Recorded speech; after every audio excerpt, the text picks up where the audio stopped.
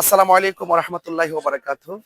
সুপ্রিয় দেশবাসী, আমি এই মুহূর্তে আছি চন্দনাইশ সাতবাড়িয়া আরএফ শাহপাড়াতে।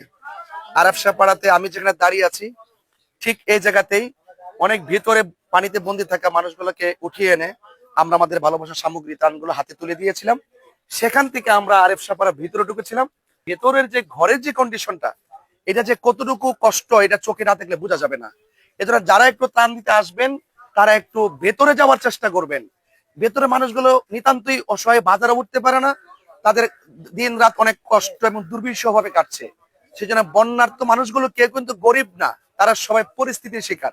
এই পরিস্থিতি আগামীতে আমাদেরও আসতে পারে। আমি মান্যবর আমাদের চট্টগ্রামের সম্মানিত এসপি মহোদয় মাসুদ আলম ভাইয়ের সাথে আমি ওনার মাধ্যমে চন্দনাইশ থানায় আমাদের ওসি মহোদয়কে ইনফরমেশন করার পরে ওসি মহোদয় আমাদেরকে প্রতিনিধি, এই মানবিক কাজে আমাদেরকে প্রতিনিধি টিম দিয়েছেন। ওনারাও অনেক সহযোগিতা করেছেন। আমি আশা করব আপনারা দল মত নির্বিশেষে, যেমন আজকে আমরা এই যে আরিফ শাহপাড়াতে একটা পরিবার আছে, একটা হিন্দুদের একটা সমাজ আছে, প্রায় শতাধিক লোক সেখানে বাস করে। আমরা চেষ্টা করেছি অন্তত পক্ষে তাদের মেজরিটি পার্সনের হাতে কিছু সামগ্রী তুলে দেওয়ার জন্য। ওরা হিন্দু হতে পারে, অন্য ধর্মের হতে পারে, বাট ওরা মানুষ। বিপদে কখনো দল দেখবেন না, কে কোন দল করে, কে কোন ধর্মের, সেটা দেখবেন না। মানুষের পাশে থাকার চেষ্টা করবেন। জয় হোক মানবতার।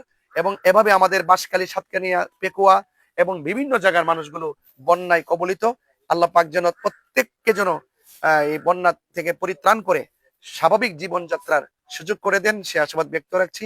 যারা আজকে আরিফ শাহপাড়ার এবং দাওয়াতি মানবিক কাফেলা আহলে সুন্নাত ওয়াল জামাতের একজন সাংগঠনিক সচিব হিসাবে আহলে সুন্নাত ওয়াল জামাতের পক্ষে আমি আরিফ শাহপাড়াতে আজকে ভালোবাসার সামগ্রী বিতরণ করেছি।